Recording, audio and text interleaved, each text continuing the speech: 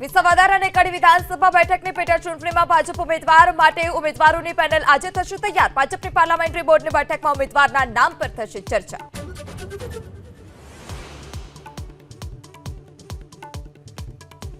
મનપાની કચરાની ગાડીએ લીધો કિશોરનો જીવ। સુરતના ઉધનામાં ધોરણ 8માં અભ્યાસ કરતા કાર્તિક અનિલ નેહતેનું મોત નીપજ્યું। પરિવારમાં શોક।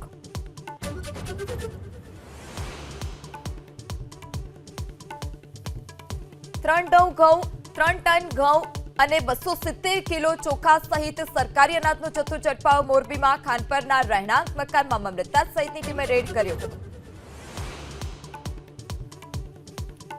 જમ્મુ કાશ્મીરમાં આતંકવાદ સામે વિરોધના અભિયાનમાં મોટી સફળતા। શોપિયામાં 2 આતંકીઓએ કર્યું સરેન્ડર।